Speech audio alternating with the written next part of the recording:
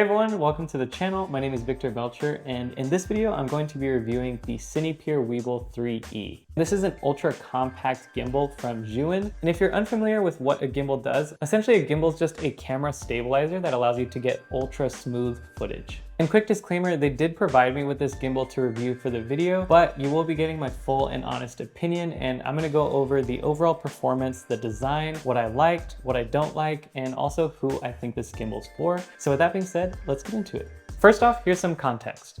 Since 2019, I've been using the DJI Ronin S. I'm not someone who gets the latest and greatest gimbal technology every single year. Instead, my perspective going into this review is going to be from someone who has used the same gimbal for the past 5-6 years now, and they're finally ready to upgrade.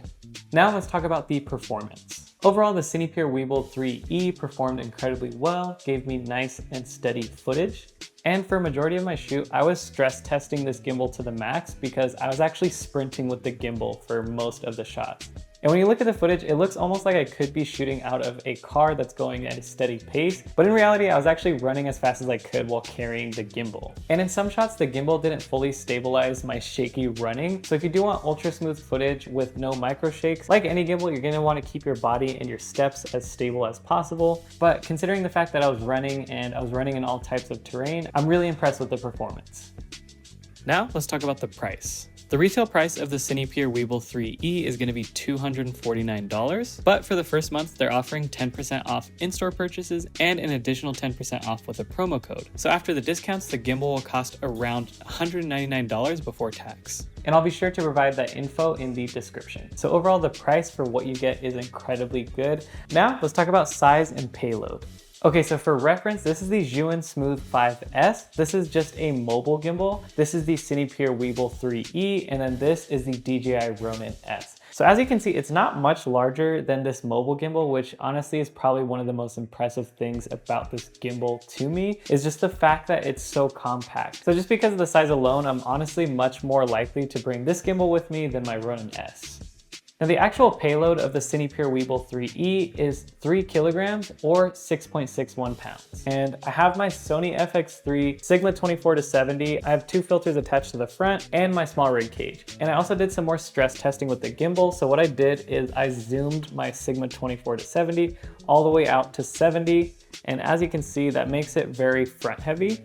And I just wanted to see if I could balance the gimbal, and you totally can. Another thing I really like is that the gimbal has a native portrait switch, which allows you to quickly switch from horizontal to vertical. So that way you can shoot some content for Instagram or TikTok. Now, one thing I don't like is that with this exact setup, even though it balances perfectly horizontally, when I try to balance it vertically, as you can see, it's kind of tilting a little bit towards the left. So the reason why is because I need to push the camera further to the left. But as you can see, I'm pushing it as far as I can. So I'd definitely be open to sacrifice making this like a couple inches larger in order just to have a little bit more room to balance it properly when the camera is vertical. It's not the biggest issue, but that is just one thing to know. And if you want to double check if your setup is compatible with the Cinepeer Weebill 3E, I'll link a compatibility chart in the description. Now let's talk about the build quality and design.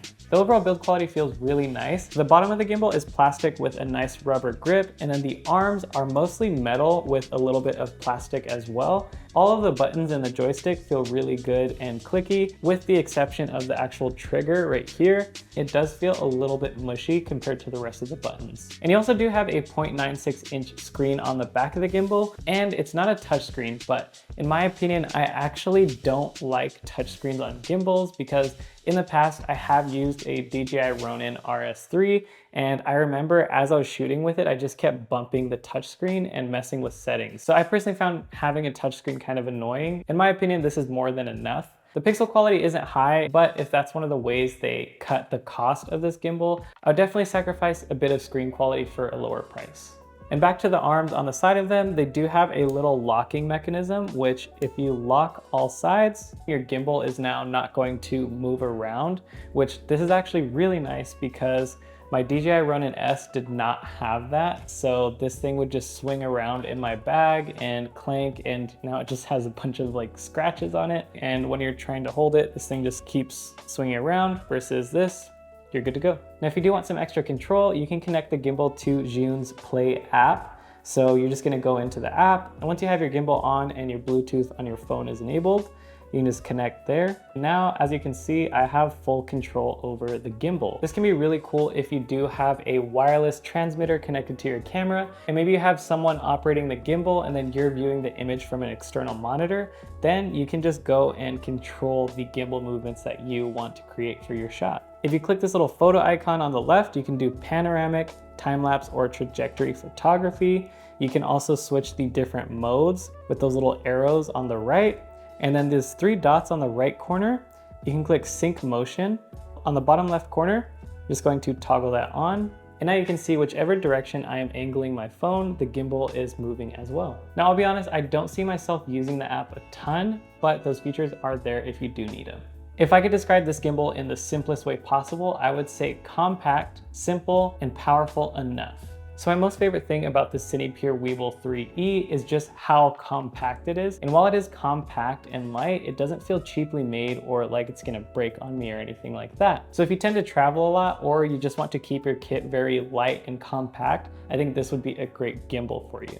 Also, I really love that this gimbal is incredibly simple. In my opinion, the main thing a gimbal needs to do is give me steady footage, which it does, and any additional feature is just a pleasant extra. And the reason I said powerful enough is because my main camera that I shoot on is my Sony FX3 and my Sigma 24-70. This is actually my heaviest lens. So as of right now, I don't plan on making my setup much larger than this. So in my case, this does the job for me. So overall, I have to say I am incredibly impressed with the Cinepeer Weebill 3E. Huge thank you to Zhiyun for sending me this gimbal. You can click the link in my description, and that also helps me get a bit of a commission, so that is a great way to support the channel. Lastly, I just want to say a huge thank you for watching, and I'll see you in the next one.